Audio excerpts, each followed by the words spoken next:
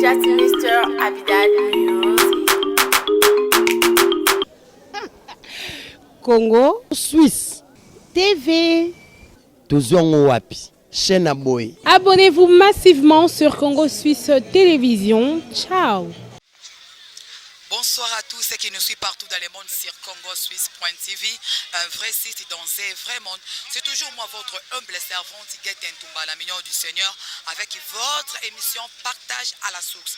Le lot qui dit précisément dans la commune ya Kalam. Bipai wapi, bozomona na Simalanga, salon de coiffure wabengi, suki ya ballon. Oyo coiffeur babi azana batala ko sakanate. Donc Madilu Star, oyo azwa. Ikambo almukanda ba pesa ba konzi baya ba sepela ba bikutu Mobutu akata suki awa ndeto eko rendre visite ipai wapi asala kamsala kata salon de coiffure naye suki ya ballon awa na ngambo tozana yolo ezo précisément na université boyekenda rond-point ngaba boyekenda victoire na sebo kita yolo ezo sur Kimwenza ndeto ye bana kinbala brasa monde ate bomo la bilili lolenge ba jeune congolais bazala ba talent ya makasi vienanga John Maître Bisoko Zali Landa bilili omonande musalezo salama na kati ya salon de coiffure suki ya ballon. Tous les cas à suivre.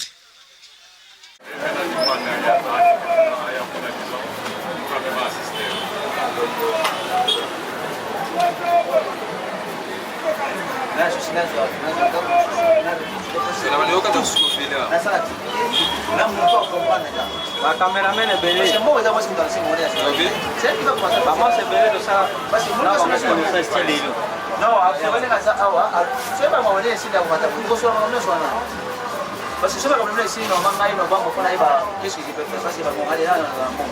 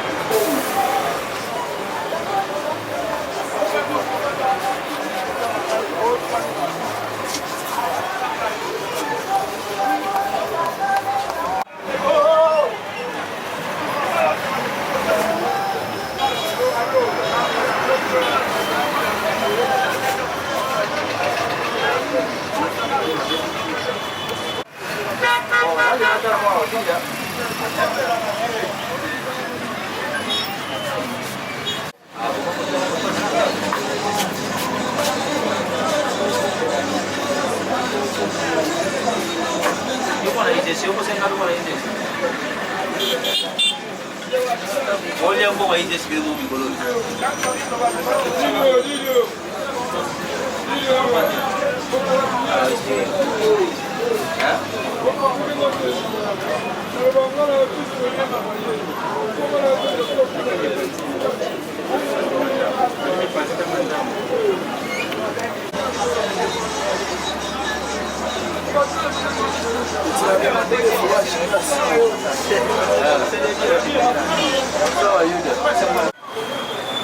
Moi, je suis là d'aller. Voilà, alors, est-ce que vous avez un mal? Non, ça dépend.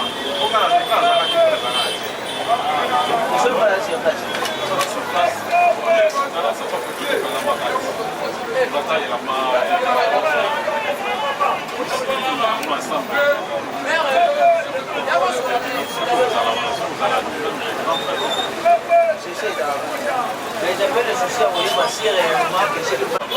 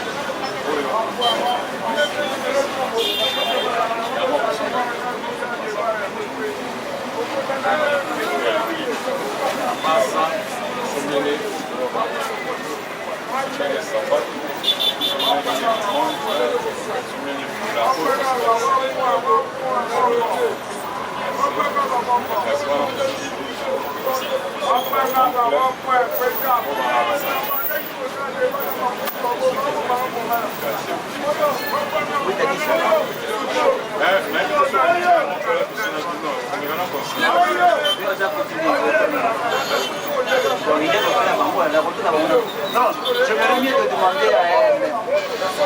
Elle demande à sa maman quelles sont les procédures à suivre. Non, je ne peux pas t'occuper de sa maman.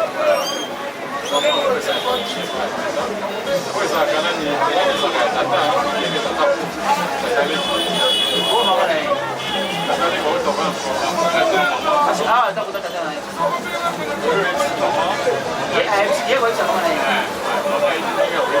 ayebisa mwana ekokuna eza basala ndenge nini bana bino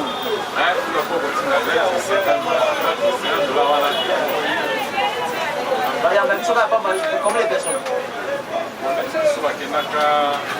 ezala moins de 15 soki so azali te signe susi na ngai eza mwana yango lobi tozwala ye susi na eza soki kaka basala si j'aurai l'argent, je vais demander lorsque on fait la procédure, tout ça, on va prendre dans un autre, ça tombe bien d'abord. La Kisango, jusqu'au la Kisango.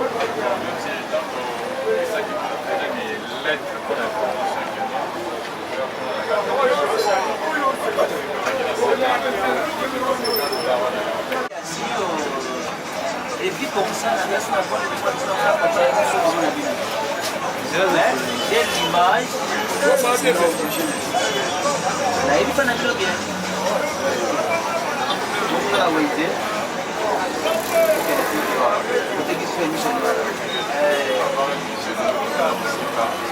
Mission voilà. Missionnaire, j'avais des collègues aussi côté école. Vous êtes à droite, hein? Ce sont ceux qui étaient restés peut-être avant moi aussi, c'est encore français. C'est la guerre, vous voyez? Moi aussi, c'est pour la vie.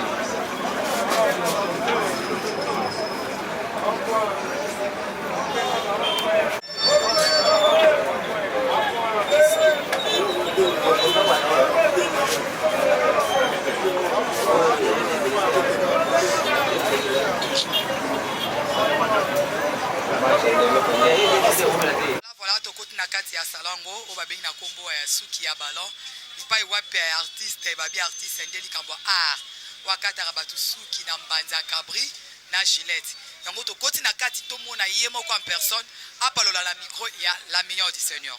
Bonjour Madilou. Ah bonjour Mama Iget. OK, bawe bazolanda la minute bali baye bayo zana ni po sala ni na kati ya salon oyo. Naza artiste coiffeur. Naza artiste coiffeur wa bengami bena na komba suki ya ballon. Suki ya ballon boyo ka sango donc toyeba imbanja kamundele za la rapotu ba musuni. Tu musuni egomi mbanja kamundele mengai asali yango système okate la suki. OK, ça fait combien de temps obani makamba okata suki oyo?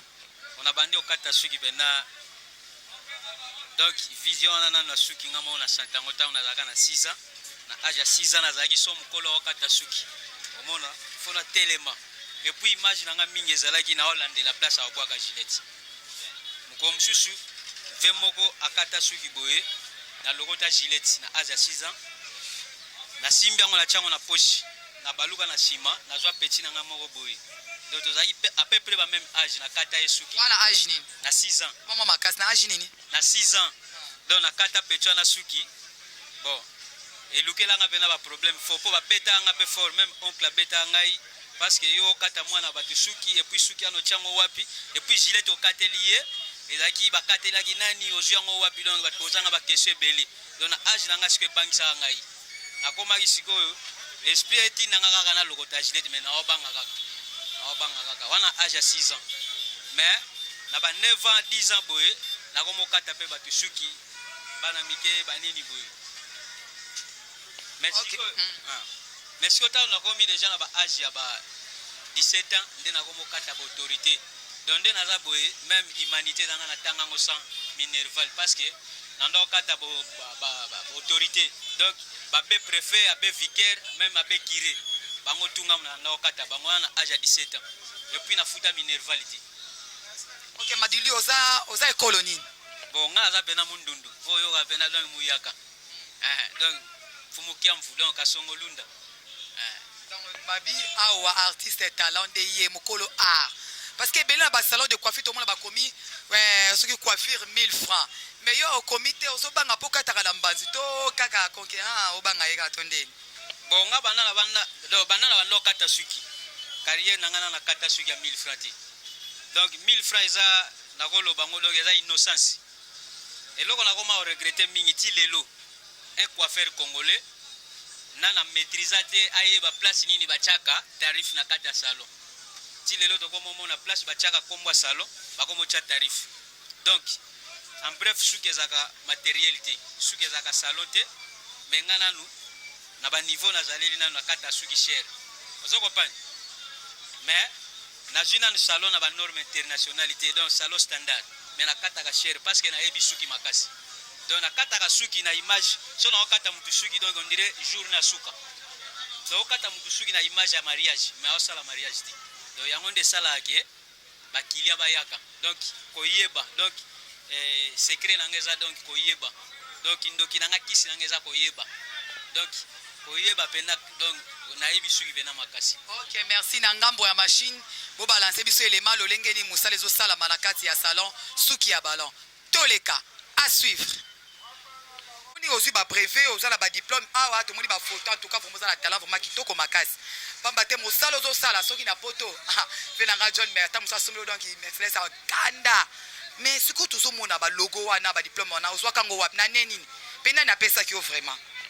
Bon na sali biloko wana mingi parce que lelo nazo regretter fort parce que na Congo wa quand on parle d'un artiste bato bamona kaka ta misusu musicien comédien ta misusu wera JB Sobe or artiste numéro 1 na monde de la coiffeur ozoko pani parce que un coiffeur nanu balukaka nanu après événement ti coiffeur balukaka avant événement donc chef de l'état va prêter serment il faut lukana coiffeur oh musicien za na posa beta concert soit awa na rompo ezo il faut lukana coiffeur pape mutu nyosa yebi pape numéro 1 catholique alongola chapeauté ozoko pani même chakuta na Obama mais un simple coiffeur alongolisaka ye donc chapeau pour katesuki donc c'est un métier noble donc art d'esprit siko tellement na mboka na biso domaine ngo donc bato bazo swango neti un métier provisoire or coiffure c'est un métier noble au futela ngo ndaku au futela ngo bana minerval tout ça donc makamu nyonso autorité salaka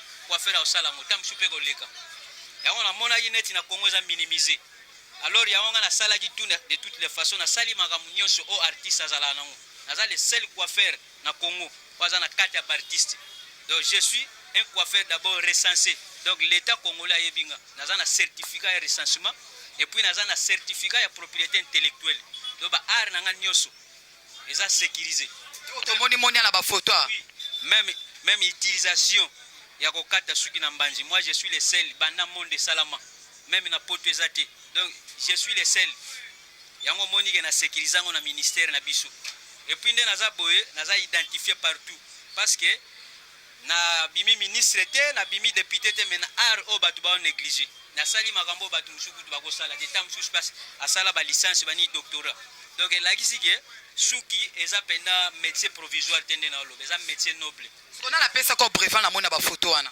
na brevet na liboso to sala concours na place des artistes donc tous les coiffeurs congolais na organisa kango papa Banza Mukala que son âme repose en paix yepe mutapesanga diplôme d'honneur parce que ngamu na bima premier deuxième eza coiffeur akata kofi ciseaux d'or masana ngai tozalaki ne pe na plateau alobi aleki na kunya te tozalaki na plateau aki na plateau na Congo Swiss.tv alobi aza numéro 1 na kati ya masolo ya kokata pe kanga bakata ba musicien alobi na biso bongo na limite parce que ngamu taleka nga fois sala makambo nga na osala so na kati ya kin ne tozana kin coiffeur nini oyo lekie na kati ya kin bonga na monete parce que na lobby bien coiffeur aleki nga fois sala makambo nga na osala bo salon Frank oya Willery Frank bon Frank na yebika salon ameye moko art na yebite ah bon salon Frank na Willery oya salon Franklin nous lobela salon Frank ou bien artiste coiffeur ye akata kape suki ye bon nga la le seul coiffeur ozolandanga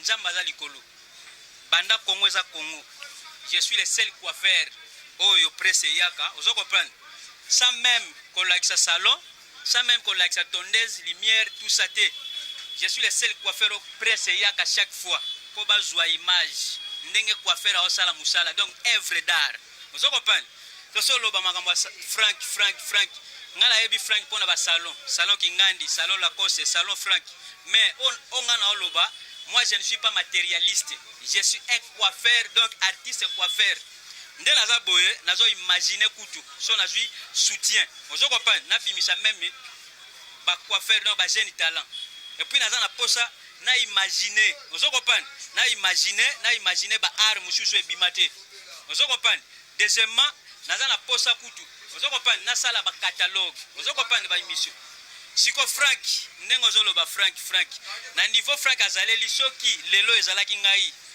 coiffure kozala minimiser te ozo comprendre ba œuvre nga na osala nanu ozo comprendre na niveau nanga na osala wana na système a bougie omoni bougie ndezakana était makana maya misu nango mais ngaso na zui matériel ozo comprendre mama igeti ngaso lelo na zui matériel au Frank azala ngo lelo en tout cas na ebité tala niveau art na zala ngo nanu ozo comprendre suki nde na lobaki eza art suki eza art d'esprit eza matérialité donc ko sala salon VIP makamutu na kati mais so tengi misi mutu kwa oya sute donc eloko eza nécessaire nanu eza satisfaction donc satisfaire client nde na uto loba nga kata ka suki so na okato suki on dirait jour na suka ozo comprendre nga kata mutu suki na image ya mariage mais ok mariage ti alors so na okata suki na landela ka ozo comprendre la landela suki donc so silité na otemisa yote donc problème eza awa ngai naza artiste coiffeur le seul coiffeur oyo bazo filmer banda Congo eza Congo na lobi yango na répéter yango pour la deuxième fois naza le seul coiffeur oyo ba filmer ba œuvre na ye na ebité bandeko baza awa so ba mona déjà Frank bazo filmer place au kata suki na ebité na ebi kaka salon Frank salon ozo comprendre ngai naza artiste coiffeur jour na ozwa matériel wana na ebité ba obenga nganani ba innovation oyo naza le seul ozo comprendre mama igeti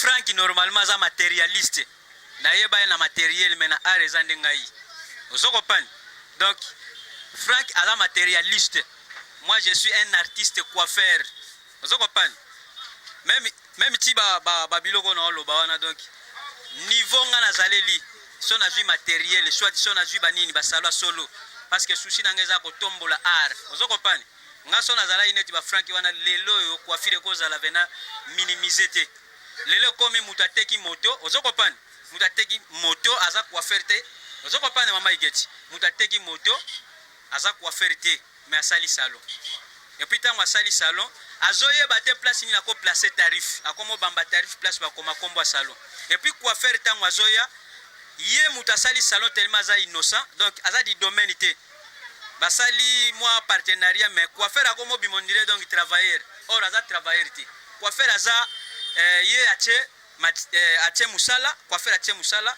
mais yo mutoteki moto oche siko matériel donc coiffeur aza neti proche collaborateur na yo lelo zomona coiffeur moyen afutela ndako ezate moyen tangisa bana ezate parce que 1000 francs na kili azofuta coiffeur azwa 300 francs tala degré coiffeur azwa 300 kolo salon 700 francs siko ndeko na yo mukolo nini akofutela ndako mukolo nini ndeko na yo atangisa bana parce que lelo na Congo so mutu azana domaine omona azwa envier loko mususu or tango zo kata suki okwa envier ka su musa mususu te parce que musala no ya mwana.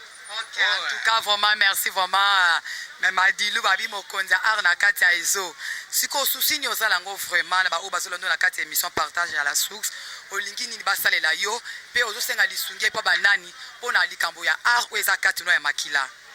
Donc nazoloba en bref donc Congo mobimba surtout bandeko nanga basi bandeko nanga mibali baya nanga ba grand frère ba papa leki et puis ba koko nanga bazana mikila poto nazo senga pena aide nde naza boye donc na regretter fort parce que monde mobimba na kata Congo awa je suis le seul coiffeur oya obangisa pena même ba coiffeur mususu mais nazo zanga soutien nde na uto loba so nazui soutien makasi naza na posa nanu na sala salon moko bo standard na ba norme internationale et puis ko sala pe e valoriser mboka na biso pe na njela coiffure naza na posa pe na aider baninga tant mususu nakozwa pe baninga na misala na salon wana et puis naza na posa pe na former baninga ba jeune talent parce que batu mususu bakoma minimiser coiffure mais naza na posa na former même centaines ya batu et puis niveau bakozalela en tout cas j'espère coiffure oza négliger te.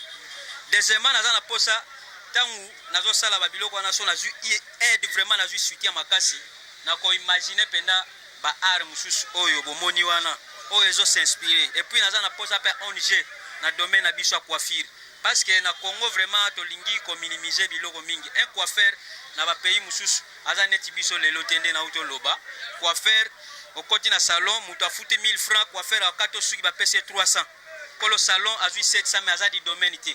Donc en tout cas na lingi pena nino ane salanga mawa fort lelo na osenga soutien makasi parce que à partir na ngai tango na otomo ma donc demidie coiffeur no yeyo donc yo moko yebi et puis partage na yo même explication tango pesi yango pa mutu mususu atali habité mutu akata nga suki yeyo so na kena kati ya Kongo donc coiffeur akata na mbanzi ngande coiffeur na ngai wana donc demidie oko contribuer pene loko na oloba en tant que congolais tala nanu ba bengo demidie ti ba benga ko demidie seko e daga fort bongo pona nini tenga mutu na kata ko suki coiffeur na yo nazana ba initiative bien et puis nazana ba projet bien nazana vision bien pour nini te demidie Madilu na ministre batu baza na Paris lokola empereur Saint-Marc ige masimango na vie na nga Jojo Ngonda imene wana yebana akoya pe kini boza aza pe na bezo kata isuki neti maître John ana Suisse molonga mama Micheline kolo makambo olo banini moi numéro na yo contact pe adresse akokita kini boyemba mo pa na ke pa petit na nga kata nga suki moi numéro esala moi ba bien no bandeko na nga pena so ye oza na posa na nga pena na zaneti na Kongo wa donc na zaneti na yebano nireli pa kali pandezaka donc so tunika suki ya ballon les rois de la coiffure donc ozwanga facile naza na rond-point ezo sur université naza na rond-point ezo sur université na Pointe à l'As donc nde naza boye numéro nanga so linyo zwanga plus 243 81 43 et puis 52 645 nako bandela donc na reprendre pour la deuxième fois plus 243 81 52 645 deuxième numéro est ça plus 243 plutôt 89 8 66 66 encore 70 plus 243 89 8 66 66 70 donc plus 243 plutôt 8 bah 6 4 fois donc plus 243 8 bah 6 4 fois donc 70 plus 243 89 8 bah 6 4 fois 70. Ok, en tout cas vraiment merci na bandi bato balandio na minute oyo ba moni ndenge olobi pe ba yoki yo parce que bela bato baza na besoin ko sunga bato aboy ba jeune talent o baza vraiment na art ba fe nanga boza na mikili ba Lydia bonga bonga papa didemba yo tongo yaka na kini ye yo azawa pa beto moi art sala beto ngozonga sid en tout cas vraiment merci toko yaka parce que zanda kuna biso merci vraiment na ndingo ya bibiso Congo Suisse.tv merci vraiment à suivre. En tout cas, vraiment merci. Bozali vraiment ebele liboso betando la bino ike pona kotala makambo esalami na kati ya salon de coiffure suki ya ballon oya madilo akata rabato abi akata ka vedi batu suki na bandi les images pas bomo lolenge musale salami donc ya zana besoin ciseauté azana besoin pente ye ka mousse ne wala brosse ne kaka na nzete ya mbanzi na mwa gilette bomoni wana so kata donc talande zawa ba viena ngana poto bozomona batu ya ko soutenir bangoyo. En tout cas, vraiment merci Bao Bolanti, émission Partage à la source. Nous sommes vraiment presque à la fin de notre émission Partage à la source. Je remercie précisément ceux qui étaient derrière la caméra, notre pasteur Ezekiel Ntumba Moutanjiri, ou Asalaki Kabilili Froma Ezalaki Tokoboy. Et pourquoi pas là, yo, Empereur Saint-Marc Nakata France, Balobi Yondo Zay Bendele Yaba na France quoi. Jojongo Ndaimene balobi yondo kangi masolo no sonakata France et bongo ndoi nanga na mesala ko benga mondoi ige masimango en tout cas ya bino fromba yango wana maître John molongani ya Maman Langa Micheline, mokonzi ya Congo Suisse.tv ayo angwana vraiment Maman Nita Ivandom, Maman Sosé na kati ya Congo Suisse.tv et pourquoi pas na bino batna lingara mi na Afrique du Sud tant na okita na Jubek na mona lita bonga bonga molongani ya papa Didier Mbayo na kati ya Jubek et bongo yo papa Jimmy Kabengele et bongo bata Angola la bossa bino te na mona Alpha Bitumbi ma copine à Tongo Patricia Bokungu veut dire vitesse ya WhatsApp. Ce qui Jésus-Christ de Nazareth a zongité. Tokoyaka, Abidal Eric, Yayo Angwana 100. Yono tira qui est montage les kakitoko. En tout cas, vraiment merci. Bao balandi émission Nangai. Sambalo la vraiment Pambola Bino. Et bonne soirée à tous. Merci. Ciao. Et gros bisous. C'est just Mr. Abidal Music. Congo Suisse TV. Tozongo wapi chaîne boy. Abonnez-vous massivement sur Congo Suisse Télévision. Ciao.